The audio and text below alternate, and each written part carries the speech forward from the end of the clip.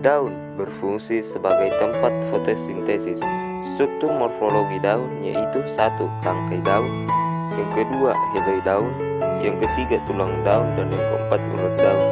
Jika dilihat dari tipe pertulangan daunnya, daun dapat dibagi menjadi: yang pertama, pertulangan daun menyiring, yang kedua pertulangan daun menjari, yang ketiga pertulangan daun melengkung, dan yang keempat pertulangan daun sejajar. Untuk daun menyirip dan daun menjari diisi oleh tanaman dikotil, sedangkan daun melengkung dan daun sejajar diisi oleh tumbuhan monokotil. Untuk anatomi daun, jika dipotong secara melintang kemudian dilihat di bawah mikroskop, maka akan tampak seperti ini. Bagian yang ini merupakan epidermis atas.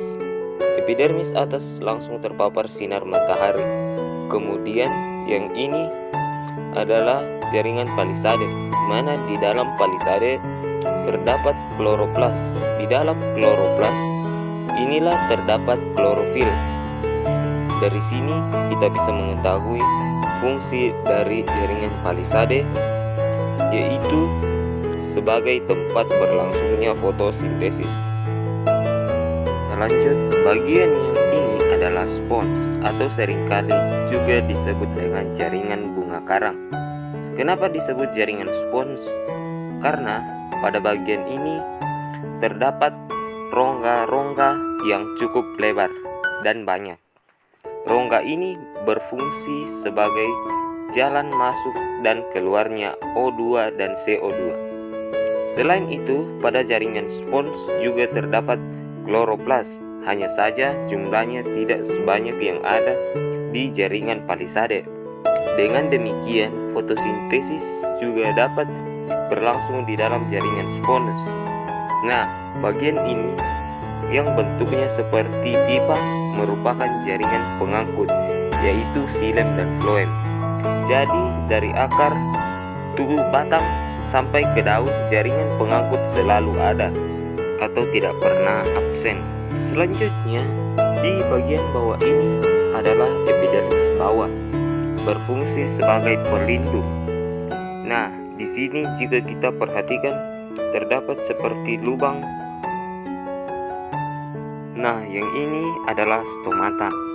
Di dalam stomata itu merupakan tempat keluarnya O2 dan masuknya CO2. Selain itu, stomata juga berfungsi dalam transpirasi atau penguapan, di mana transpirasi merupakan proses keluarnya air dari daun.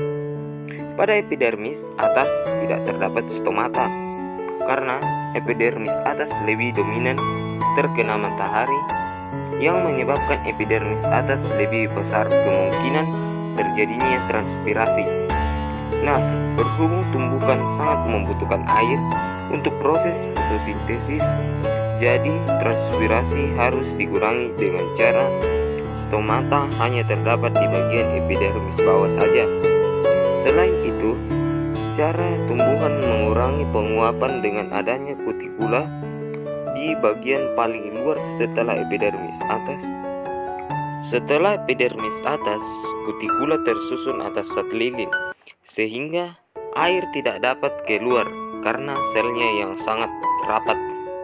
Nah, itu dia penjelasan singkat tentang anatomi daun. Semoga bermanfaat bagi kita semua.